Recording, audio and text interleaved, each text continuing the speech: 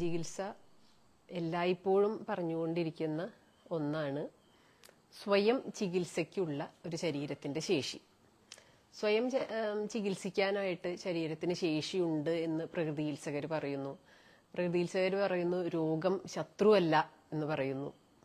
രോഗങ്ങൾ ഉള്ളത് കൊണ്ടാണ്, അതായത് ചെറിയ ചെറിയ ചെറിയ രോഗങ്ങൾ ഇടയ്ക്കിടെ വരുന്നത് കൊണ്ടാണ് വാസ്തവത്തിൽ വലിയ പ്രശ്നങ്ങളിലേക്ക് പോകാതെ നമ്മൾ നിലനിൽക്കുന്നത്. ഇപ്പൊ രോഗങ്ങൾ വരുന്നത് നല്ലതാണ് എന്നുള്ള രീതിയിലൊക്കെ പ്രകൃതി ചികിത്സകർ പറയാറുണ്ട്, ജീവനം പറയാറുണ്ട്. പക്ഷെ ഇത് സാധാരണ ഒരു ബുദ്ധി വെച്ചിട്ട് ചിന്തിക്കുമ്പോൾ പെട്ടെന്ന് മനസ്സിലാവില്ല. രോഗം നല്ലതാണ് എന്ന് പറയുന്ന ഒരു ചിന്ത അതെത്രത്തോളം യുക്തി വെച്ചിട്ട് നമുക്ക് ചിന്തിച്ചെടുക്കാൻ പറ്റുമെന്ന് ചോദിച്ചു കഴിഞ്ഞാൽ ബുദ്ധിമുട്ടായിരിക്കും.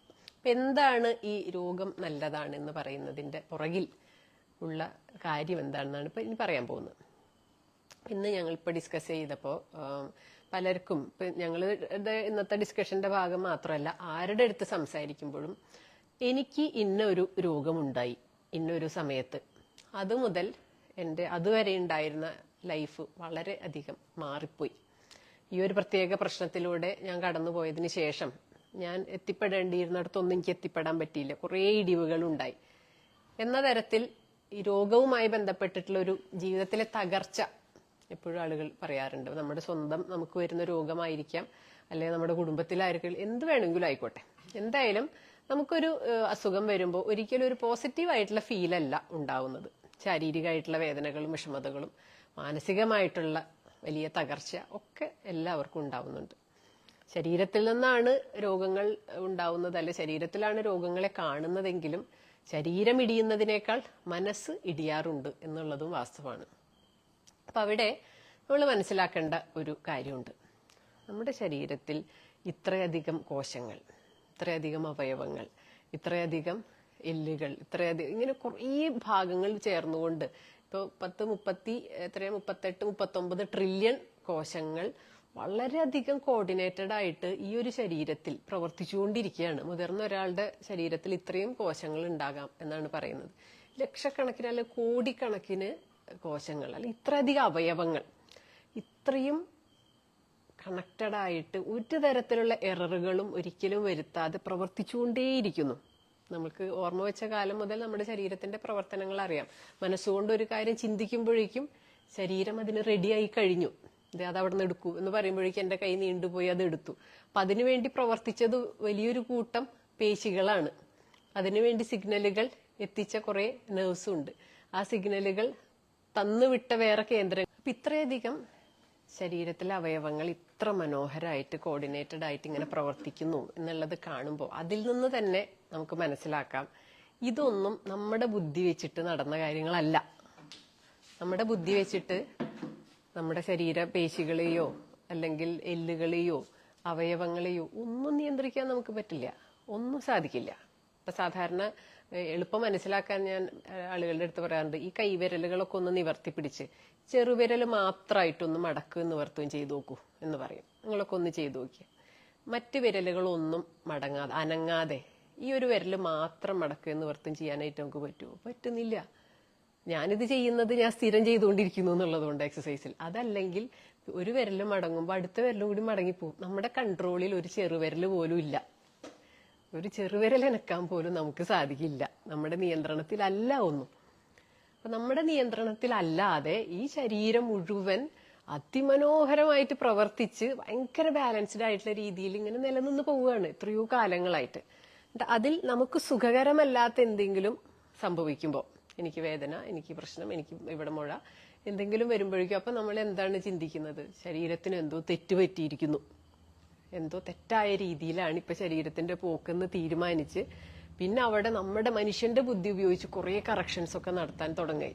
ഇപ്പൊ ഒരു കഫക്കെട്ടൊക്കെ വരുമ്പോഴേക്കും നമ്മൾ എന്ത് ചെയ്യും? അയ്യോ കഫം വന്നു, ഉടനെ തന്നെ ആ കഫം ഉണ്ടാവാൻ പാടില്ലാത്തതാണ് എന്നുള്ളൊരു തീരുമാനമാണ് മനുഷ്യന്റെ ഭാഗത്തു നിന്നുള്ളത്. അല്ലെങ്കിൽ ഒരു വേദന വരുമ്പോഴേക്കും എന്തെങ്കിലും വേദനയൊക്കെ മാറാനുള്ള ബാമൊക്കെ പരട്ടി. എന്ത് പ്രശ്നം വന്നു കഴിഞ്ഞാലും അതിന് എന്തോ ഒരു പുതിയ സൊല്യൂഷൻ കൊണ്ടുവരും. എന്താ കാരണം എന്നൊന്നും അന്വേഷിക്കലൊന്നുമില്ല, പെട്ടെന്ന് എങ്ങനെയെങ്കിലും ഈ ഒരു പ്രശ്നം പരിഹരിക്കണം. കാരണം ശരീരത്തിന് എന്തോ തെറ്റുപറ്റി, ഞാൻ എന്റെ ബുദ്ധി ഉപയോഗിച്ചിട്ട് വേണം അവിടെ ഒരു കറക്ഷൻ നടത്താൻ എന്നാണ് മനുഷ്യന്റെ ധാരണ. ഇത് വാസ്തവം പറഞ്ഞാൽ ഒന്ന് തിരുത്തേണ്ടതുണ്ട്. ഇത്രയും പ്രവർത്തികൾ ചെയ്യാൻ പറ്റുന്ന, അതായത് കോടാനുകോടി പ്രവർത്തനങ്ങളാണ് മനുഷ്യന്റെ ശരീരത്തിൽ നടന്നുകൊണ്ടിരിക്കുന്നത്. നമ്മുടെ ശരീരത്തിന്റെ ഒരു സെല്ലിനെ കുറിച്ചിട്ട് പോലും, ഒരു കോശത്തെ കുറിച്ച് പോലും കൃത്യമായിട്ടുള്ള ഒരു പഠനം നടത്തി തീർന്നിട്ടില്ല ഇപ്പോഴും. ഇടയ്ക്കിടയ്ക്ക് പുതിയത് പുതിയത് പുതിയത് കണ്ടെത്തിക്കൊണ്ടിരിക്കും. അതായത് അതിസൂക്ഷ്മം, നമുക്ക് നേത്രങ്ങൾ കൊണ്ട് ഒരിക്കലും കാണാൻ പോലും പറ്റാത്ത ഒരു കോശത്തിൽ എന്തൊക്കെ കാര്യങ്ങൾ നടക്കുന്നു എന്നുള്ളത് മനസ്സിലാക്കി തീർക്കാൻ മനുഷ്യന് സാധിച്ചിട്ടില്ല. മനുഷ്യന്റെ ബുദ്ധിയേക്കാൾ ഒരുപാട് ഒരുപാട് ഒരുപാട് അപ്പുറത്താണ് ഇതിന്റെയൊക്കെ പ്രവർത്തനങ്ങൾ നടക്കുന്നത്. നമ്മുടെ ബുദ്ധിക്ക് അതൊന്നും അത്രയ്ക്ക് ഒതുങ്ങുന്നതല്ല. അപ്പൊ ഇങ്ങനെ ഉള്ള ഒരു ശരീരത്തിലാണ് നമ്മൾ നമ്മുടെ അത്രയും പരിമിതമായിട്ടുള്ള ബുദ്ധി ഉപയോഗിച്ചിട്ട് കറക്ഷൻസ് നടത്താനായിട്ട് നോക്കുന്നത്. അങ്ങനെ കറക്ഷൻസ് നടത്താൻ നോക്കുന്നതിന്റെ കാരണം നേരത്തെ പറഞ്ഞു, നമുക്ക് തോന്നുന്നു ഇതൊരു തെറ്റാണ് സംഭവിക്കുന്നത്. നമ്മളെ സംബന്ധിച്ചിടത്തോളം രോഗം എന്ന് പറഞ്ഞാൽ ഒരു തെറ്റാണ്. പനി വരുന്നത് തെറ്റാണ്, നടുവേദന വരുന്നത് തെറ്റാണ്, സ്ട്രെസ് വരുന്നത് തെറ്റാണ്, എല്ലാം തെറ്റാണ്. എന്തുകൊണ്ട് വരുന്നു എന്ന് അന്വേഷിക്കാത്തത് കൊണ്ടാണ് എന്തോ എന്റെ ശരീരത്തിൽ തെറ്റ് സംഭവിക്കുന്നു എന്നൊരു തോന്നൽ നമുക്കുണ്ടാവുന്നത്. അപ്പോൾ അവിടെ എല്ലാ മനുഷ്യരും മനസ്സിലാക്കേണ്ട ഒരു നിയമമുണ്ട്, ജീവന്റെ നിയമം. ഗ്രേറ്റ് ലോ ഓഫ് ലൈഫ് എന്ന് പറയുന്നത് പ്രകൃതി ചികിത്സ ഉണ്ടാക്കിയിട്ടുള്ള ഒരു നിയമമൊന്നുമല്ല, അത് ജീവന്റെ നിയമമായിട്ട് നിലനിൽക്കുന്നതാണ്. അത് മറ്റൊന്നുമല്ല, ആത്മരക്ഷാപരമാണ് ജീവനുള്ള ഓരോ കണികയുടെയും ഏറ്റവും പരമപ്രധാനമായിട്ടുള്ള പ്രകടഭാവം എന്ന് പറയുന്നു. ആത്മരക്ഷയ്ക്ക് വേണ്ടിയിട്ട് ജീവനുള്ള ലോകത്തുള്ള എല്ലാ കണികകളും എല്ലാ കോശങ്ങളും പ്രവർത്തിച്ചുകൊണ്ടേയിരിക്കും. മനുഷ്യന്റെ മാത്രമല്ല, ഈ ഭൂമിയിൽ അല്ലെങ്കിൽ ഈ ലോകത്ത് ജീവനുള്ളതെല്ലാം സ്വയം രക്ഷിക്കാൻ വേണ്ടിയാണ് ശ്രമിച്ചുകൊണ്ടിരിക്കുക. ഒരിക്കലും സ്വയം ഇല്ലാതാക്കാനല്ല. സ്വയം രക്ഷിക്കാനുള്ള പ്രവൃത്തി ഒരു തരത്തിൽ നമുക്കിപ്പോ ഈ ഒരു കാര്യം പറയുമ്പോൾ പലപ്പോഴും ആളുകളുടെ അടുത്തുനിന്ന് വരാറുള്ള ഒരു ചോദ്യമുണ്ട്, അപ്പൊ ഓട്ടോ ഇമ്മ്യൂൺ രോഗങ്ങളും നമുക്കെതിരായിട്ടാണല്ലോ പ്രവർത്തിക്കുന്നതെന്ന്. എന്തായാലും ആത്മരക്ഷയ്ക്ക് വേണ്ടിയിട്ടുള്ള പ്രവർത്തനം ഒരുപാട് കാലം അതിതീവ്രതയിൽ ആ ശരീരത്തിൽ നടന്നിരുന്നു എന്നുള്ളത് ഉറപ്പാണ്. നിവൃത്തിയില്ലാത്ത ഘട്ടത്തിൽ ഒരു താളപ്പിഴവ് വന്നതായിട്ട് നമ്മൾ മനസ്സിലാക്കുന്നു, അല്ലെ എന്തോ ഒരു താളം തെറ്റിയിരിക്കുന്നു, ശരീരത്തിന് തന്നെ പിടിച്ചു നിർത്താൻ പറ്റാത്ത തരത്തിൽ. അതവിടെ ശരീരത്തിന്റെ തെറ്റ് ആണെന്ന് പറയരുത്, നമ്മൾ നന്നാക്കാനായിട്ടുള്ള ദീർഘകാലത്തെ ശ്രമം പരാജയപ്പെടുകയാണ്, അങ്ങനെ മനസ്സിലാക്കേണ്ടി വരും. ഈ ഒരു തരത്തിൽ അത് വളരെ ചെറിയൊരു ശതമാനമാണ് ഇപ്പൊ ഈ പറഞ്ഞിട്ടുള്ള രോഗങ്ങൾ എന്ന് പറയുന്നത്. പക്ഷെ ബഹുഭൂരിപക്ഷം വരുന്നതും ഓട്ടോ ഇമ്മ്യൂൺ രോഗങ്ങളൊന്നുമല്ല. ഓട്ടോ ഇമ്മ്യൂൺ രോഗങ്ങളെ പോലും വാസ്തവത്തിൽ ഇതിൽ പെടുത്തി മനസ്സിലാക്കേണ്ടതുണ്ട്, പക്ഷെ അത് വേറൊരു തരത്തിൽ പറഞ്ഞാലേ മനസ്സിലാവുള്ളൂ. ഇപ്പൊ നമ്മൾ മനസ്സിലാക്കേണ്ടത്, ഇപ്പൊ എന്റെ ഹാർട്ടിന് ആരോഗ്യക്കുറവുണ്ട്, എന്റെ ഹൃദയത്തിന്റെ വാൽവിന് പ്രശ്നം, എനിക്ക് ബ്ലോക്കുണ്ട്, അല്ലെങ്കിൽ എന്റെ ലിവറിന് പ്രശ്നം, എന്റെ ആമാശയത്തിൽ പ്രശ്നമുണ്ട്, അൾസറുണ്ട്, എനിക്ക് മൈഗ്രെയിൻ ഉണ്ട്, എനിക്ക് എന്താണ് തൈറോയിഡിന്റെ പ്രോബ്ലം ഉണ്ട്, എനിക്ക് സന്ധിവേദനകളുണ്ട്, എനിക്ക് ഓസ്റ്റിയോപോറോസിസ് ഉണ്ട്. ഇങ്ങനെ പല പല തെറ്റുകൾ എൻ്റെ ഉള്ളിൽ സംഭവിച്ചുകൊണ്ടിരിക്കുന്നു, പല പല രോഗങ്ങൾ എൻ്റെ ഉള്ളിൽ സംഭവിച്ചുകൊണ്ടിരിക്കുന്നു. ഈ രോഗങ്ങളെ പിഴുതെറിയാനായിട്ടുള്ള സൂത്രവിദ്യയുള്ള ഫേമസ് ആയിട്ടുള്ള ഡോക്ടർമാർ ഇന്നിടങ്ങളിൽ ഇരിക്കുന്നു. ഞാൻ അവരുടെ അടുത്ത് എൻ്റെ ശരീരം കൊണ്ടു കൊടുക്കുന്നു, അവർ ഈ രോഗം പിഴുതെറിയാനായിട്ടുള്ള ശ്രമം ആരംഭിക്കുന്നു. പിഴുതെറിയുന്നു എന്ന് ആരും പറഞ്ഞു കേട്ടിട്ടില്ല. പക്ഷെ ഞാൻ ഇത്രയും പേര് കേട്ട ഒരു ഡോക്ടറുടെ പേഷ്യന്റ് ആണ് എന്നുള്ളത് ഞാൻ പറഞ്ഞു കേൾക്കാറുണ്ട്. ഓരോരുത്തരും വളരെ പേര് കേട്ടതാണെന്നും പറഞ്ഞു കേൾക്കാറുണ്ട്. അവരൊക്കെ ശ്രമിച്ചുകൊണ്ടേയിരിക്കും ഈ ഒരു പ്രശ്നത്തെ ഇല്ലാതാക്കാനായിട്ട്. പക്ഷെ ആരുടെയെങ്കിലും ഓസ്റ്റിയോപോറസിസ് മാറിയെന്നോ, അല്ലെങ്കിൽ ഇന്നയാളുടെ ചികിത്സ കൊണ്ട് എൻ്റെ ഹൃദയത്തിന്റെ ആരോഗ്യം വീണ്ടെടുക്കാൻ പറ്റിയെന്നോ, അല്ലെങ്കിൽ എൻ്റെ തേയ്മാനം മാറിയെന്നോ, അല്ലെങ്കിൽ എൻ്റെ തൈറോയിഡിൻ്റെ ഇഷ്യൂ മാറിയെന്നോ അങ്ങനെ ആരും പറഞ്ഞു കേട്ടിട്ടില്ല. അല്ലെങ്കിൽ എൻ്റെ പ്രമേഹം മാറി, എൻ്റെ BP മാറി, അങ്ങനെ പറഞ്ഞു കേൾക്കാറില്ലല്ലോ. എല്ലാറ്റിനും വിദഗ്ധരുടെ അടുത്ത് ചികിത്സ തേടുക എന്നുള്ളത് നമ്മൾ ചെയ്യുന്നുണ്ട്. നമ്മളെ സംബന്ധിച്ചിടത്തോളം ഇതുവരെയുള്ള നമ്മുടെ അറിവനുസരിച്ചിട്ടുള്ള ഏറ്റവും ശരി ചെയ്യുക. അപ്പോൾ ഈ ശരിയിൽ ചെറിയൊരു കറക്ഷൻസ് കൂടി വരുത്തണം.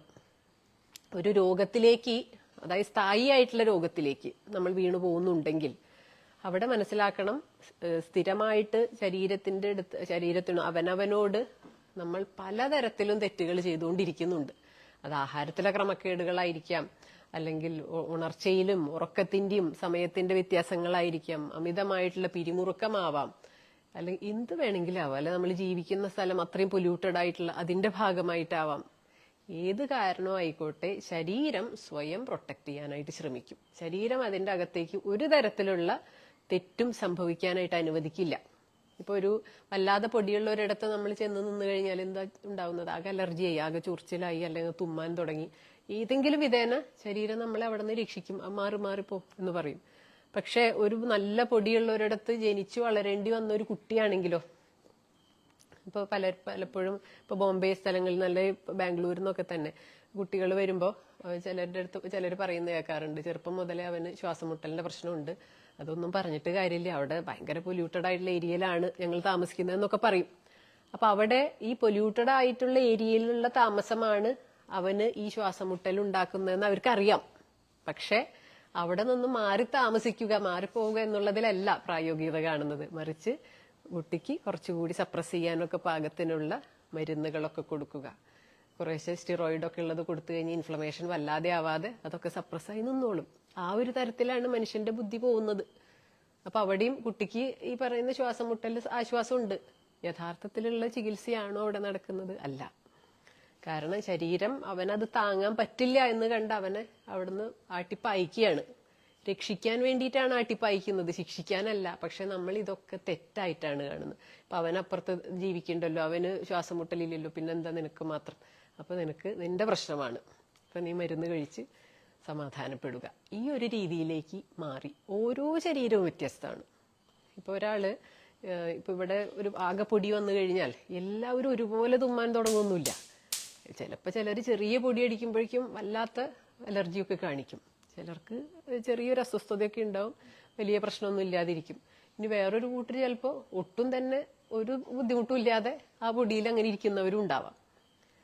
അപ്പൊ അവിടെ ശരീരത്തിന്റെ ആരോഗ്യം, ശരീരത്തിന്റെ സഹനത്തിന്റെ തലം എത്രത്തോളം എത്തിയിട്ടുണ്ട് ഇതിനെയൊക്കെ ആശ്രയിച്ചിരിക്കും ഏത് അവസ്ഥയിൽ, ഏത് അളവിൽ പൊടി വരുമ്പോൾ, അല്ലെങ്കിൽ ഏതളവിൽ ഒരു രോഗ സാധ്യത വരുമ്പോൾ നമ്മുടെ ശരീരം പ്രതികരിക്കുമെന്നുള്ളതിന്. പെട്ടെന്ന് പ്രതികരിക്കുക എന്നുള്ളത് ആരോഗ്യത്തിന്റെ ലക്ഷണമായിട്ട് തന്നെ മനസ്സിലാക്കണം. എനിക്ക് ചുവന്ന മുളക് കഴിക്കാൻ പറ്റില്ല, അപ്പൊ തന്നെ എൻ്റെ വായിലെ തൊലി പോകും എന്ന് പറയുന്നത് ഒരുപക്ഷെ നമുക്ക് തെറ്റായി കണ്ടൂടെ? ഇത് എനിക്ക് ഇപ്പൊ ചുവന്ന മുളക് ഇട്ടതൊന്നും പറ്റുന്നില്ല, അത് പരിഹരിക്കാൻ എന്താ വഴി എന്നുള്ളതാണ് അയാൾ അന്വേഷിക്കുക.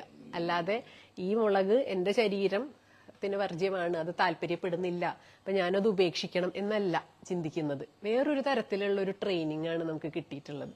എല്ലാവരും എങ്ങനെയാണ്, ഭൂരിപക്ഷം എങ്ങനെയാണോ ജീവിക്കുന്നത് അതുപോലെ ജീവിച്ചോളണം എന്നൊരു നിയമം കൊണ്ടുവന്നിരിക്കുക. അപ്പൊ നമ്മളൊക്കെ അതിൽ വളരെ ചെറുതു മുതൽ ഈ ഒരു ട്രെയിനിങ്ങിലായതുകൊണ്ട് ആ പടി തന്നെ പോകും. ഇപ്പൊ ഒരു മൂക്കൊലിക്കാൻ പാടില്ല, മൂക്കൊലിക്കുന്നുണ്ടെങ്കിൽ എന്തെങ്കിലും നേസൽ ഡ്രോപ്പൊക്കെ ഒഴിച്ച് അതടക്കം നമ്മൾ സ്റ്റോപ്പ് ചെയ്യിപ്പിക്കും. ഒരു തരത്തിലും ശരീരത്തിനൊരു ശുചീകരണം നടത്താൻ പറ്റാത്ത വിധം, ഇപ്പോൾ വളരെ ചെറുതിൽ കുഞ്ഞുങ്ങൾക്ക് നമ്മൾ ഈ പൗഡറൊക്കെ ഇട്ട് കൊടുക്കും, ബോഡി ലോഷൻ, ബേബി ലോഷനുകളൊക്കെ പരട്ടും. അപ്പൊ അവരുടെ ശരീരത്തിൽ എന്തിനാണ് ഇത് പരട്ടുന്നതെന്ന് ഇതുവരെ മനസ്സിലായിട്ടില്ല. വാസ്തവത്തിൽ ഒരഴുക്കുമില്ല, അവർക്ക് തേച്ച് കുളിക്കാനായിട്ട് സോപ്പും കാര്യങ്ങളൊക്കെ സെപ്പറേറ്റ് ആയിട്ടൊക്കെ ഉണ്ട്. അവരെവിടെയെങ്കിലും കളിക്കാൻ പോകുന്നില്ല, അവരുടെ മേൽ അഴുക്കുകൾ ഇതൊന്നും കാര്യമായിട്ട് വരുന്നില്ല. പക്ഷെ നന്നായിട്ട് സോപ്പൊക്കെ ഇട്ട് കുളിപ്പിക്കുന്നു, തലയൊക്കെ ഷാമ്പൂ ഒക്കെ തേച്ച് കുളിപ്പിക്കുന്നു, അതിനുശേഷം കുറെ ലോഷനൊക്കെ പരട്ടുന്നു, പിന്നെ ബേബി പൗഡറുകൾ ഇടുന്നു. അങ്ങനെ ആ കുട്ടിയെ ശ്വാസം മുട്ടിപ്പിക്കുന്നുണ്ട്. വാസ്തവത്തിൽ ഇതൊന്നുമില്ലാതെ വെറുതെ പച്ചവെള്ളത്തിൽ ഒന്ന് കഴുകി കുളിപ്പിച്ച ആ വിയർപ്പും അല്ലെങ്കിൽ എന്തെങ്കിലും അഴുക്കും പൊടി ഉണ്ടെങ്കിൽ തീരാവുന്ന അഴുക്കേ ആ ശരീരത്തിലുള്ളൂ. പക്ഷെ അതിനു പോലും നമ്മുടെ മനുഷ്യന്റെ ബുദ്ധി കൊണ്ട് നമ്മൾ ഉണ്ടാക്കി വെച്ചിട്ടുള്ളത് വേറെ എന്തൊക്കെയോ കാര്യങ്ങളാണ്. അപ്പൊ അവിടെ ശരീരത്തിന് ആ സമയം വളരെ ചെറിയ പ്രായം തൊട്ടിട്ടേ പ്രതികരിക്കാൻ തുടങ്ങേണ്ടി വരികയാണ് കാര്യമായിട്ട്. ചില കുട്ടികൾക്കൊക്കെ ഈ പൗഡറുകളും ഇതൊക്കെ അലർജി ബുദ്ധിമുട്ടുണ്ടാക്കും, അവർക്ക് കഫക്കെട്ടും ബുദ്ധിമുട്ടുകളൊക്കെ തുടങ്ങും. കാരണം എന്താന്ന് വെച്ചാൽ സ്കിന്നിലൂടെയുള്ള ശ്വസനമുണ്ട്, സ്കിന്നിലൂടെ ഒരു ബ്രീത്തിങ് നടക്കുന്നുണ്ട്. ആ സ്കിന്നിലൂടെയുള്ള ബ്രീത്തിങ് ഈ ലോഷനുകളും അല്ലെങ്കിൽ ഈ പൗഡറും കാര്യങ്ങളൊക്കെ ഇടുമ്പോൾ അത് സാധ്യമാകുന്നില്ല. അപ്പൊ തന്നെ കുട്ടിക്ക് ഒരു സ്ട്രെസ് വന്നു തുടങ്ങി. സ്ട്രെസ് എന്ന് പറയുന്നത് ശരീരത്തിന്റെ തലത്തിലാണ്. അപ്പൊ മുതൽ ശരീരം സ്വയം ചികിത്സ നടത്താൻ തുടങ്ങേണ്ടി വരികയാണ്. അല്ലെങ്കിൽ തന്നെ ശരീരം 24 മണിക്കൂറും സ്വയം ചികിത്സിച്ചുകൊണ്ടിരിക്കുന്നു. ജീവനുള്ള കോശങ്ങൾ ആത്മരക്ഷയ്ക്ക് വേണ്ടി ശ്രമിച്ചുകൊണ്ടിരിക്കും എന്ന് പറയുമ്പോൾ എന്തെങ്കിലും അപകടം വരുമ്പോൾ മാത്രമല്ല ആത്മരക്ഷ എല്ലായ്പ്പോഴും നടന്നുകൊണ്ടിരിക്കുന്നതാണ്. എല്ലായ്പ്പോഴും ശരീരത്തിലെ ഓരോ കോശങ്ങളെയും വൃത്തിയാക്കിക്കൊണ്ടേയിരിക്കുന്നുണ്ട്. ഒരുപാട് കെമിക്കൽ രാസപ്രവർത്തനങ്ങൾ നമ്മുടെ കോശങ്ങളിൽ നടക്കുന്നുണ്ട്. അതിൽ നിന്നും വരുന്ന വേസ്റ്റുകളൊക്കെ അപ്പപ്പം തന്നെ ഇങ്ങനെ വിസർജിച്ച് കളഞ്ഞുകൊണ്ടിരിക്കുന്നുണ്ട്. രക്തത്തിലേക്കാണ് കളയുന്നത്. രക്തം പിന്നെ ശുദ്ധീകരിച്ച് വീണ്ടും എല്ലാ സെല്ലുകളിലേക്കും എത്തുന്നു. ഈ തരത്തിൽ ഇത്രയും ഇഫക്റ്റീവായിട്ട് ശരീരം പ്രവർത്തിച്ചുകൊണ്ടിരിക്കുമ്പോൾ ആ ആരോഗ്യത്തിന്, ആ ശരീരം സ്വയം ഉണ്ടാക്കിയെടുത്തിട്ടുള്ള ആരോഗ്യത്തെ മെച്ചപ്പെടുത്താനായിട്ട് നമ്മൾ ഒന്നും ചെയ്യണ്ട. നമ്മൾ ആകെ ചെയ്യേണ്ടത് എന്താ? മനുഷ്യന്റെ ബുദ്ധി ഒരുപാട് സ്വന്തം ശരീരത്തിൽ ഇടപെടുത്താതിരിക്കുക, അത്രയും ചെയ്താൽ മതി. ഇവിടെ ജീവനത്തിൽ ഒരാൾ ചികിത്സയ്ക്ക് വരുമ്പോൾ പോലും എല്ലാവരോടും നമ്മൾ പറയാൻ ആഗ്രഹിക്കുന്ന ഒരു കാര്യം ഇതാണ്. ചികിത്സയിൽ ഈ രോഗം മാറാൻ ഞാൻ എന്ത് ചെയ്യണം എന്നുള്ളതിനേക്കാൾ ഈ രോഗം മാറാൻ ഞാൻ എന്തൊക്കെ ചെയ്യാതിരിക്കണം എന്നുള്ളതിനാണ് പ്രാധാന്യം കൊടുക്കേണ്ടത്. കുറെ കാര്യങ്ങൾ, കുറെ തെറ്റുകൾ ചെയ്യുന്നു, ആ തെറ്റുകളെ നമ്മൾ ഒഴിവാക്കുക. തെറ്റുകൾ ഒഴിവാക്കിയാൽ ബാക്കി ചെയ്യുന്നത് ശരികളാണ്. ഈ ഒരു കറക്ഷൻ മാത്രമേ ഓരോരുത്തരും നടത്തേണ്ടതുള്ളൂ. കാരണം തെറ്റുകൾ ഒഴിവാക്കിയാൽ ഇതുവരെ ചെയ്ത തെറ്റുകൊണ്ട് ശരീരത്തിനുണ്ടായിട്ടുള്ള ഒരു ക്ഷയം അത് ശരീരം സ്വയം പരിഹരിച്ചോളും. കാരണം സ്വന്തമായിട്ട് ചികിത്സിക്കാനായിട്ടുള്ള ഒരു ശേഷി ജീവനുള്ള ശരീരങ്ങളിലുണ്ട്. അതുള്ളിടത്തോളം നമ്മൾ അതിനെ ഉപദ്രവിക്കൽ നിർത്തിവെച്ചു കഴിഞ്ഞാൽ ഇതുവരെ ഉണ്ടായിട്ടുള്ള ഉപദ്രവം കൊണ്ടുണ്ടായിട്ടുള്ള ആരോഗ്യക്കുറവ് ശരീരം പരിഹരിച്ചോളും. ഇപ്പൊ പലപ്പോഴും ഇപ്പൊ ചില സിനിമകളിലൊക്കെ നമ്മൾ കൂടുതൽ കാണും, ഇനി 24 മണിക്കൂർ കഴിഞ്ഞിട്ട് എന്തെങ്കിലും പറയാൻ പറ്റൂ എന്ന് ഒരു ഓപ്പറേഷൻ തിയേറ്ററിൽ നിന്നും ഡോക്ടർ വന്ന് പറയുന്നു. ഈ 24 മണിക്കൂർ അല്ലെങ്കിൽ 48 മണിക്കൂറോ എത്രയായിക്കോട്ടെ, എന്താ ഇതിന്റെ അർത്ഥം? ഈ 48 മണിക്കൂറിൽ പുതിയ എന്തെങ്കിലും മരുന്ന് ചെയ്യുന്നു എന്നാണോ? ഇതൊന്നുമല്ല. 48 മണിക്കൂർ അല്ലെങ്കിൽ 24 മണിക്കൂർ ഇവർ കാത്തിരിക്കുകയാണ്. അവർക്ക് ചെയ്യേണ്ടതൊക്കെ അവർ ചെയ്തു. ഇനി ശരീരം എങ്ങനെയാണ് പ്രതികരിക്കാൻ പോകുന്നത്, ശരീരം എങ്ങനെയാണ് കയറി വരാനായിട്ട് പോകുന്നത്, ആ സെൽഫായിട്ടുള്ള ഹീലിങ്ങിനുള്ള ശേഷി എത്രത്തോളം ഉണ്ട്, ഇത് ഒബ്സർവ് ചെയ്ത് കാത്തിരിക്കുകയാണ്. ഈ കാത്തിരിപ്പ് ICUലാവുന്നതിലോ അല്ലെ ഓപ്പറേഷൻ തിയേറ്ററിലാവുന്നതിലും മുൻപ് തന്നെ നമുക്ക് ചെയ്യാം. ശരിയായിട്ടുള്ള ഒരു ജീവിതക്രമത്തിലേക്ക് കയറിയിട്ട് രോഗം മാറാനായി കാത്തിരിക്കാം. ഇപ്പൊ ജീവനത്തിൽ അതല്ലാതെ വേറൊന്നും ചെയ്യുന്നില്ലല്ലോ. ജീവനത്തിൽ പ്രത്യേകിച്ച് ഇന്നൊരു രോഗത്തിന് ഇങ്ങനൊരു സൂത്രവിദ്യ, ഇങ്ങനൊരു മരുന്ന്, അങ്ങനെയൊന്നുമില്ല ചെയ്യുന്നത്. നമ്മൾ രോഗത്തിനുള്ള എല്ലാ സാധ്യതകളിൽ നിന്നും വിട്ടുനിൽക്കുന്നു. സ്വന്തമായിട്ട് ശരീരത്തിന് കറക്ഷൻ നടത്താനായിട്ട് എല്ലാ ശാസ്ത്രങ്ങളിലും വാസ്തവത്തിൽ നടക്കുന്നത് ഇതൊക്കെ തന്നെയാണ്. എല്ലാ വൈദ്യശാസ്ത്രത്തിലും പല വൈദ്യശാസ്ത്രങ്ങളും ഔഷധങ്ങളൊക്കെ സൈഡിലൂടെ ഉപയോഗിക്കുന്നു. യഥാർത്ഥത്തിൽ ഔഷധത്തിന്റെ മീതെ ശരീരത്തിന്റെ ഒരു പ്രതിപ്രവർത്തനം, അതാണ് രോഗചികിത്സയായിട്ട് പോലും നമ്മൾ കാണുന്നത് ആ വൈദ്യശാസ്ത്രങ്ങൾ. പ്രകൃതി ചികിത്സയിൽ അതും കൊടുക്കുന്നില്ല. സ്വന്തമായിട്ട് ശരീരത്തിന് സ്വയം ഈ പറയുന്ന ആത്മരക്ഷ വേറെ തടസ്സങ്ങളൊന്നുമില്ലാതെ നടക്കാനായിട്ടുള്ള ഒരു സൗകര്യം ഒരുക്കി കൊടുക്കുന്നു.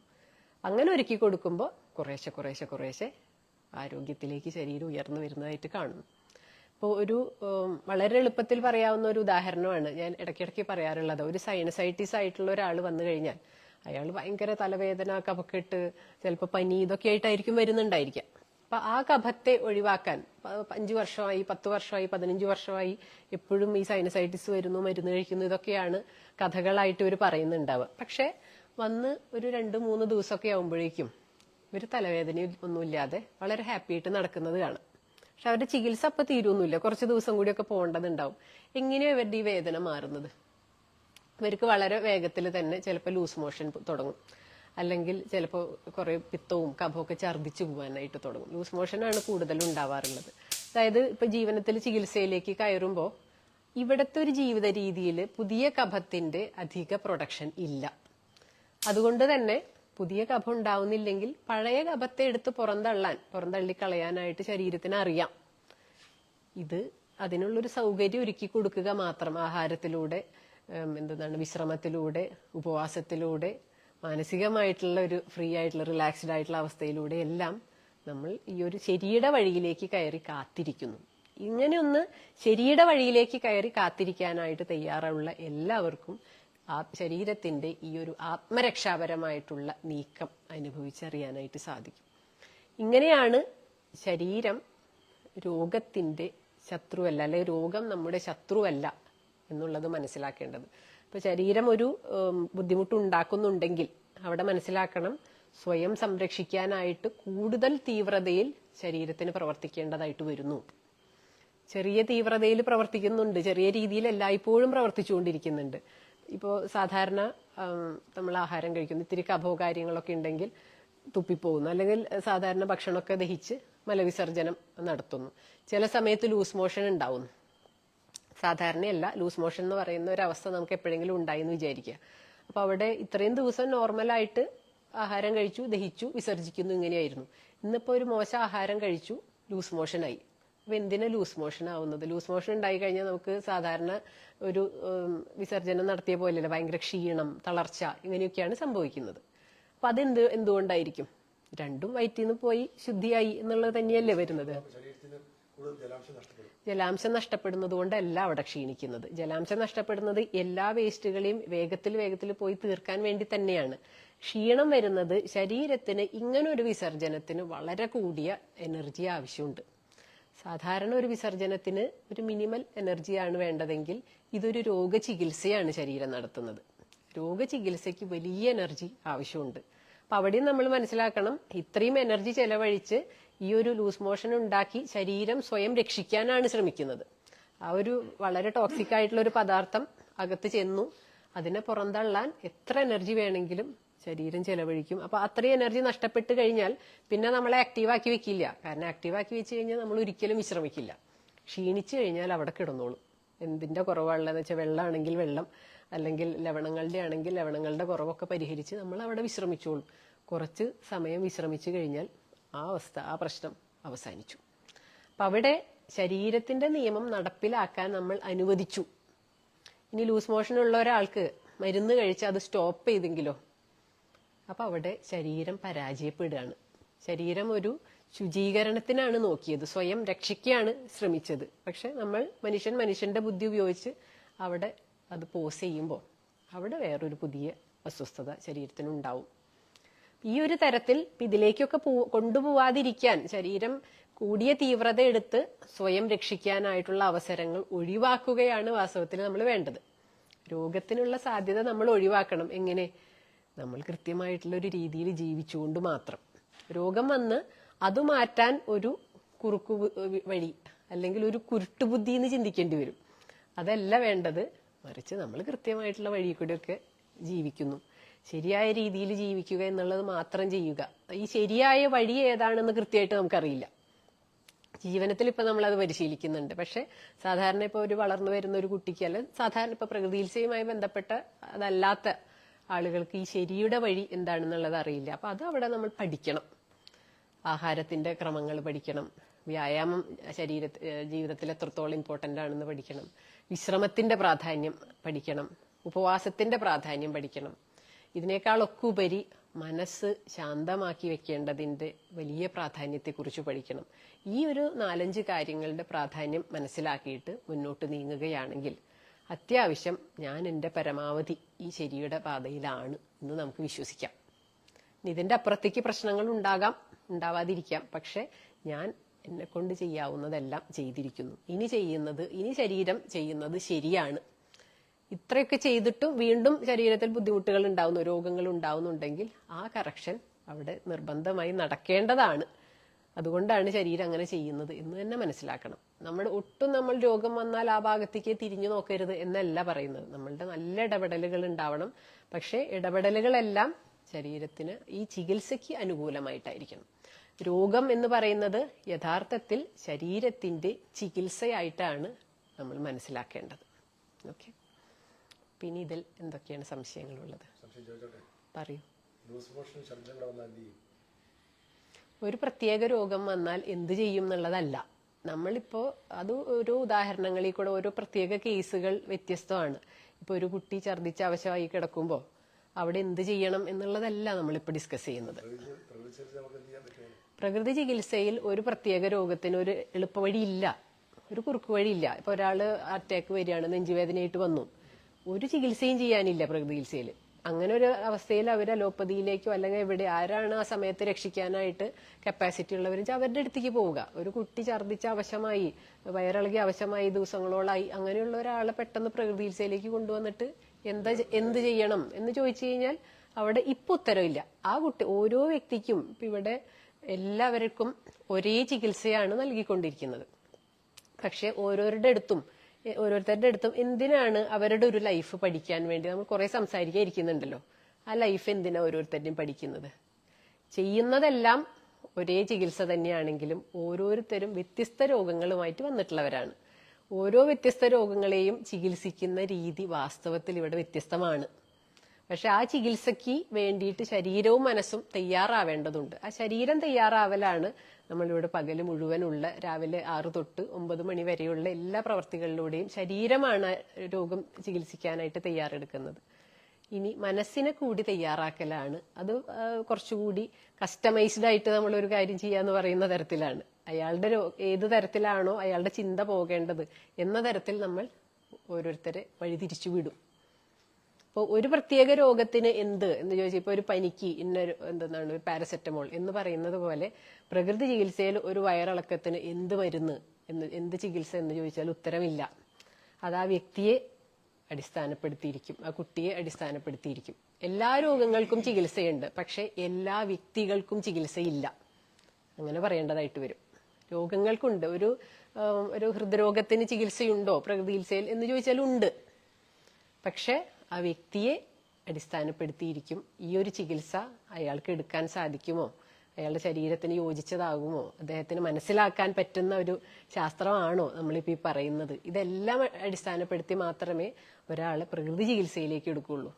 ഇപ്പോൾ സാധാരണ ജലദോഷപ്പനി തൊട്ട് ഇപ്പോൾ ഹൃദ്രോഗമോ അല്ലെ ക്യാൻസർ രോഗമോ വരെയുള്ളവരും പ്രകൃതി ചികിത്സ എടുത്തുകൊണ്ടിരിക്കുന്നുണ്ട്. വലിയ വിജയം നേടിയിട്ട് പോകുന്നവരുണ്ട്. പക്ഷെ എല്ലാവരും ഇതുപോലെ പ്രതീക്ഷിക്കാൻ പറ്റില്ല. അത് ഒരു ഡോക്ടറുമായിട്ട് സംസാരിച്ചൊക്കെ ആ ഡോക്ടർക്ക് ബോധ്യപ്പെടുകയാണ്, ഓക്കെ ഇദ്ദേഹം ഈ വഴിയിലൂടെ പോയാൽ അയാൾക്ക് രക്ഷപ്പെടാം എന്ന് മനസ്സിലാക്കി കഴിഞ്ഞാൽ അയാൾക്ക് കയറാം. ഒരു കുറുക്കു വഴിയില്ല.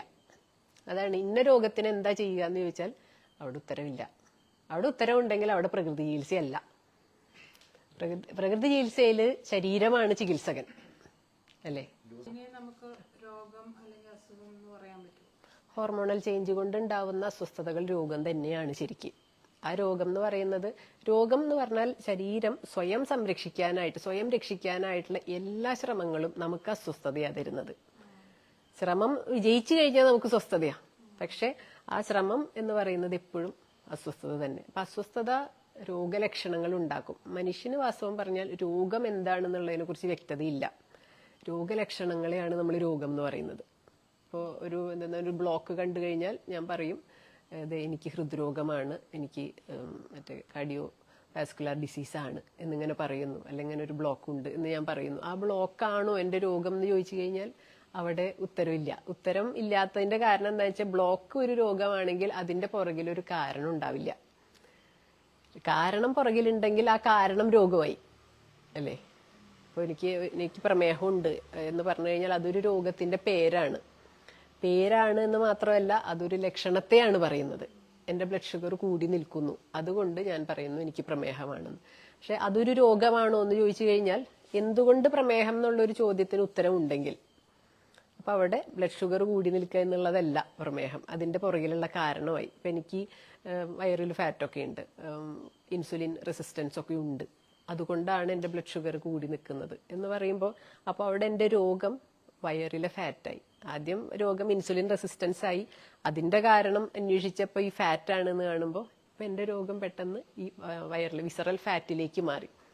അവിടെയും ഞാൻ ചോദിക്കുകയാണ് എന്തുകൊണ്ട് എനിക്ക് വിസറൽ ഫാറ്റ് വന്നു എന്ന് അന്വേഷിച്ചു കഴിഞ്ഞാൽ പുറകിൽ ഉത്തരം ഉണ്ടെങ്കിൽ അപ്പൊ വീണ്ടും വിസറൽ ഫാറ്റ് അല്ല എൻ്റെ രോഗം, പുറകിലേക്ക് കാരണം അന്വേഷിച്ച് പോകാനായിട്ട് നമുക്ക് പറ്റുകയാണ്. ഇത് ഞാൻ വളരെ അൺഹെൽത്തി ആയിട്ടുള്ള സംഭവങ്ങളൊക്കെ കഴിക്കും, അല്ലെങ്കിൽ ഞാൻ കുറേ ലേറ്റ് ആയിട്ടൊക്കെ ഉറങ്ങും, ഞാൻ കുറേ മധുരമൊക്കെ കഴിക്കും, അപ്പോൾ അല്ലെങ്കിൽ ഞാൻ കുറേ സ്ട്രെസ് ഈറ്റിംഗ് ഒക്കെ ഉണ്ട്. അപ്പൊ അതാണ് എൻ്റെ ഈ വിസറൽ ഫാറ്റിന്റെ കാരണം എന്ന് പറഞ്ഞാൽ വീണ്ടും വിസറൽ ഫാറ്റ് രോഗമല്ലാതെ കാരണം പുറകിൽ വന്നത് എന്താ? ഇതുപോലെയുള്ള മധുരവും കാര്യങ്ങളൊക്കെ അല്ലെങ്കിൽ വറവും അങ്ങനെ അൺഹെൽത്തി ഫുഡുകൾ അധികം കഴിക്കുന്നതാണ് ഈ ഫാറ്റിന്റെ കാരണം എന്ന് വന്നു. അപ്പൊ അവിടെ ഈ ഭക്ഷണമാണ് എൻ്റെ പ്രമേഹത്തിന്റെ കാരണം എന്ന് പറയാനും പറ്റില്ല. കാരണം നമുക്ക് എല്ലാവർക്കും അത്യാവശ്യം നല്ല ബോധ്യമുണ്ട് ഈ ആഹാരങ്ങൾ എനിക്ക് രോഗം വരുത്തും എന്നുള്ളത്. ഈ വറവും പൊരിച്ചതും മധുരവും സാധനങ്ങളും ഒക്കെ അൺഹെൽത്തി ആണെന്ന് അറിഞ്ഞുകൊണ്ട് തന്നെയാണ് ഓരോരുത്തരും നമ്മൾ കഴിക്കുന്നത്. അപ്പോൾ ഇതൊക്കെ അറിഞ്ഞിട്ടും ഞാനിത് കഴിക്കേണ്ടി വരുന്നത് അപ്പം അതെന്തുകൊണ്ടാണ് എന്ന് അന്വേഷിച്ചു കഴിഞ്ഞാൽ ചിലപ്പോൾ അവിടെ ഉത്തരം കിട്ടുക എനിക്ക് ഇതൊക്കെ കഴിക്കുമ്പോൾ ഒരു സമാധാനമുണ്ട്, ഒരു സന്തോഷമുണ്ട്, അതുകൊണ്ടാണ് ഞാനിത് കഴിക്കുന്നത്. അപ്പൊ അവിടെ വീണ്ടും ചോദിക്കുന്നു അപ്പൊ എന്താണ് ഈ സമാധാനക്കുറവ്? എന്തോ സമാധാനക്കുറവുള്ളതുകൊണ്ടാണല്ലോ ഇത് കഴിക്കുമ്പോൾ ഒരു സമാധാനം വരുന്നത്. അവിടെ ചിലപ്പോൾ നമ്മളൊരു സ്ട്രെസ്സിലേക്കൊക്കെ പോവാം. ഒരു സ്ട്രെസ് ഒന്ന് മാനേജ് ചെയ്യാൻ വേണ്ടിയാണ് ഞാനിത് കഴിക്കുന്നത്. അപ്പൊ അവിടെ എന്താണ് സ്ട്രെസ്സുകൾ എന്ന് അന്വേഷിക്കുമ്പോൾ ചിലപ്പോൾ നമ്മുടെ ഇപ്പോഴത്തെ ചില ചെറുകിട വിഷയങ്ങളൊക്കെ കാണാം. അപ്പൊ ആ വിഷയങ്ങൾ എന്തുകൊണ്ടാണ് ഇത്രയും സ്ട്രെസ്സായി മാറുന്നത്, സ്ട്രെസ്സാണ് എൻ്റെ പ്രമേഹത്തിന്റെ കാരണം എന്ന് പറയാൻ എനിക്ക് പറ്റണില്ല. കാരണം എല്ലാവർക്കും ഈ പ്രശ്നങ്ങളൊക്കെ ഉണ്ടല്ലോ. എന്തുകൊണ്ട് എനിക്ക് മാത്രം ഇതൊരു ഭയങ്കര സ്ട്രെസ് ഈറ്റിങ്ങിലേക്കൊക്കെ നയിക്കുന്നു? അപ്പൊ അവിടെ ഞാൻ അങ്ങനെ പെട്ടെന്ന് സെൻസിറ്റീവായിട്ടുള്ള ഒരു പ്രകൃതമായിട്ടുണ്ട് എന്നുള്ളൊരു ഉത്തരത്തിലേക്ക് വരും. അപ്പൊ എന്തുകൊണ്ട് അങ്ങനത്തെ ഒരു പ്രകൃതം വന്നു? ആരും ഇപ്പൊ ജനിച്ചു വീഴുമ്പോൾ ഭയങ്കര പിരിമുറുക്കുള്ള ആൾക്കാരായിട്ടൊന്നുമല്ല. എല്ലാ കുഞ്ഞുങ്ങളും വളരെ റിലാക്സ്ഡ് ആയിട്ട് ജീവിച്ചു വരുന്നവർ തന്നെ. അപ്പൊ എന്തൊക്കെ കാരണങ്ങൾ കൊണ്ടാണ് ഞാൻ അങ്ങനെ സ്ട്രെസ്ഡ് ആവുന്ന ഒരു പ്രകൃതത്തിലേക്ക് മാറിയത്?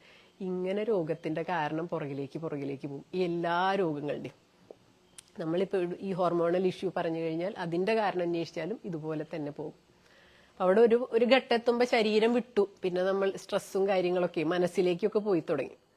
രോഗത്തിന്റെ കാരണമാണ് അന്വേഷിക്കുന്നത്. അപ്പൊ ഒരു പ്രമേഹം എന്ന് പറയുമ്പോൾ ജസ്റ്റ് ആ ഒരു സിംറ്റം വെച്ചുകൊണ്ട് ഒരു പേരിട്ടു എന്ന് മാത്രമേ ഉള്ളൂ. ഹൈപ്പർ ടെൻഷൻ എന്ന് പറയുന്നത് അവിടെ ഒരു പേരേ ആവുന്നുള്ളൂ. രോഗം എന്താണെന്ന് ചോദിച്ചു കഴിഞ്ഞാൽ രോഗം അതുമായി യാതൊരു ബന്ധമില്ല, കുറെ പുറകിലാണ് കിടക്കുന്നത്. അപ്പൊ ഇങ്ങനെ രോഗകാരണത്തെ അന്വേഷിച്ച് പോകേണ്ടതുണ്ട്. ശരീരം അത് ചെയ്യും. ശരീരം ഇപ്പൊ ബ്ലഡ് ഷുഗർ കുറയ്ക്കുക എന്നുള്ളത് പ്രമേഹ രോഗിയുടെ ശരീരത്തിന്റെ ലക്ഷ്യമല്ല, അത് നമ്മളുടെ ലക്ഷ്യമാണ്. ഇത് കൂടി നിൽക്കുന്നു, അപ്പൊ അത് കുറയ്ക്കണം എന്നുള്ളത്. ശരീരത്തെ സംബന്ധിച്ചിടത്തോളം ശരീരമാണ് ഇത് കൂട്ടിവെക്കുന്നത്. അത് കൂട്ടിവെക്കുമ്പോൾ അകത്ത് വേറെ കുറെ നിവൃത്തികേടുകൾ ഉണ്ടായിട്ടാണ് ശരീരം ഇത് കൂട്ടിവെക്കുന്നത്. അപ്പൊ അത് കുറയ്ക്കാനായിട്ടുള്ള ഒരു അവസരം ശരീരത്തിന് കൊടുക്കണമെങ്കിൽ നമ്മൾ നമ്മുടെ ലൈഫ് സ്റ്റൈലൊക്കെ മാറ്റേണ്ടതുണ്ട്. ഇതുപോലെ ഈ സ്ട്രെസ്സുകളും പഴയ സ്ട്രെസ്സിന്റെ കാരണങ്ങളും എല്ലാം നമ്മൾ തപ്പിപ്പിടിച്ചെടുത്ത് കളയാനായിട്ട് നിൽക്കേണ്ടതുണ്ട്. എങ്കിൽ മാത്രമേ ഒരു രോഗം പൂർണ്ണമായിട്ടും നിയന്ത്രണത്തിലേക്ക് വന്നു, അല്ലെങ്കിൽ പൂർണ്ണമായിട്ടും മാറി എന്ന് നമുക്ക് ചിന്തിക്കാനായിട്ട് അല്ലെങ്കിൽ വിശ്വസിക്കാനായിട്ട് സാധിക്കുള്ളൂ. എല്ലാറ്റിനെയും ശരീരത്തിന് സ്വയം ചികിത്സിക്കാനായിട്ട് ശ്രമിച്ചുകൊണ്ടേയിരിക്കും ശരീരം. എത്രത്തോളം നമ്മൾ നമ്മളോട് കുറ്റങ്ങൾ ചെയ്തിട്ടുണ്ടോ, അല്ലെ എത്രത്തോളം നമ്മൾ സ്വയം പീഡിപ്പിച്ചിട്ടുണ്ടോ, അത്രയും ബുദ്ധിമുട്ടായിരിക്കും ശരീരത്തിന് ഈ കറക്ഷൻ നടത്തിക്കൊണ്ടുവരാൻ. പലപ്പോഴും കറക്ഷൻ വരുത്താൻ പറ്റാതെ വീണു പോവുകയും ചെയ്യാം. ഇപ്പൊ അവസാനഘട്ട രോഗങ്ങൾ എന്നൊക്കെ പറയില്ലേ, ഇപ്പൊ ക്യാൻസറിന്റെ അവസാനത്തെ സ്റ്റേജ് എന്നൊക്കെ പറഞ്ഞു കഴിഞ്ഞാൽ പിന്നെ തിരിച്ചെടുക്കാൻ പറ്റുന്നില്ല പലപ്പോഴും. അപ്പോൾ അങ്ങനെയുള്ള ഘട്ടങ്ങളിലേക്ക് എത്തുന്നത് സ്വന്തം ശരീരത്തിന്റെ സ്വന്തം മനസ്സിന്റെ സുഖത്തിന് ഒരു പ്രാധാന്യവും നമ്മൾ കൊടുത്തിട്ടില്ല. അതുകൊണ്ട് തന്നെയാണ് ഇത്രയും ശരീരം വീണു പോയിട്ടുള്ളത് എന്ന് തന്നെ മനസ്സിലാക്കണം. എന്തായാലും എത്ര വീണുപോയ അവസ്ഥയിലാണെങ്കിലും തിരിച്ചു കയറാനായിട്ടുള്ള ശ്രമം ജീവൻ ഉള്ളിടത്തോളം ശരീരം കാണിച്ചുകൊണ്ടേയിരിക്കും, ശ്രമിച്ചുകൊണ്ടേയിരിക്കും എല്ലായ്പ്പോഴും. അപ്പൊ ആ ശരീരത്തിനോട് കരുണയുള്ളവനാവുക, ആ ശരീരത്തിന് ഇത്തിരി സപ്പോർട്ട് കൊടുക്കുക, ഇത്തിരി സ്നേഹം സ്വയം നൽകുക എന്നുള്ളതാണ് ഇവിടെ എല്ലായ്പ്പോഴും പഠിപ്പിച്ചുകൊണ്ടിരിക്കുന്നത്. അതായത് പാരമ്പര്യ രോഗങ്ങൾ എന്ന് പറയുന്നതിനെ ഊന്നിപ്പറയലല്ല ഇപ്പൊ ചെയ്യുന്നത്. എന്നാലും ഇപ്പോൾ എനിക്ക് ആസ്മാരോഗമുണ്ട് എന്ന് കരുതുക. അപ്പോൾ എൻ്റെ ശ്വാസകോശങ്ങൾക്ക് ഇത്തിരി ആരോഗ്യക്കുറവുണ്ട്. എനിക്കുണ്ടാവുന്ന കുഞ്ഞിനും ബാക്കിയുള്ള അവയവങ്ങളെ കമ്പയർ ചെയ്യുമ്പോൾ ഈ ശ്വാസകോശത്തിന് ഇത്തിരി ആരോഗ്യക്കുറവ് ഉണ്ടാവാനുള്ള സാധ്യത കൂടുതലാണ്. അവിടെ എനിക്ക് ശ്വാസം മുട്ടുണ്ട് എന്നുള്ളതുകൊണ്ട് എൻ്റെ കുട്ടിക്ക് ഈ രോഗം ഉണ്ടാവണമെന്ന് യാതൊരു നിർബന്ധവും ഇല്ല. പക്ഷെ ഏതെങ്കിലും തരത്തിൽ ഇത്തിരി ഒരു അൺഹെൽത്തി ലൈഫ് സ്റ്റൈലിലാണ് ഈ കുട്ടി പോകുന്നതെങ്കിൽ ആ കുട്ടിയിൽ ആദ്യം കണ്ടു തുടങ്ങുന്ന രോഗം എന്ന് പറയുന്നത് ഈ ശ്വാസമുട്ടലായിരിക്കാം. അതിപ്പോ നേരത്തെ പറഞ്ഞ പോലെ പൊല്യൂഷൻ ആവാം, അല്ല ഭക്ഷണത്തിലെ വ്യത്യാസങ്ങളായിരിക്കാം, അല്ലെങ്കിൽ ഉണ്ടാവുന്ന ചെറിയ ചെറിയ ടെൻഷനുകൾ, പിരിമുറുക്കങ്ങളാവാം, എന്ത് വേണമെങ്കിലും ആയിക്കോട്ടെ. ആദ്യം കാണുന്നത് ഈ ഒരു അവയവത്തിനുള്ള ആരോഗ്യക്കുറവായിരിക്കും. പക്ഷെ വളരെ ഹെൽത്തി ആയിട്ടാണ് കൊണ്ടുപോകുന്നതെങ്കിൽ ഈ ഒരു സ്ട്രെയിൻ ഉണ്ടാവാനുള്ള സാധ്യത കുറയും. കാരണം നമ്മുടെ പരിണാമ സിദ്ധാന്ത പ്രകാരം ഓരോ തലമുറയും മുൻ തലമുറയേക്കാൾ ആരോഗ്യം കൂടിയവരായിക്കൊള്ളണം എന്നുള്ളതാണ് നിയമം. എങ്കിലേ ജീവൻ നിലനിൽക്കുള്ളൂ.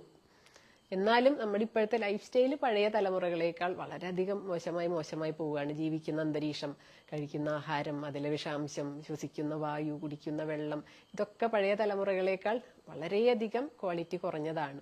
എന്നാലും ഈ ഒരു മുൻ തലമുറയേക്കാൾ പിൻതലമുറയേക്കാൾ ഇനി വരുന്ന തലമുറ ആരോഗ്യത്തിലേക്കുള്ളവർ തന്നെയാണ്, ആരോഗ്യ കൂടുതൽ തന്നെയാണ് അവർ കയറി വരുന്നത്. പക്ഷെ എന്നാലും ഈ വക ഭൗതികമായിട്ടുള്ള സൗകര്യങ്ങൾ വളരെ കുറവാണ് അവർക്ക്.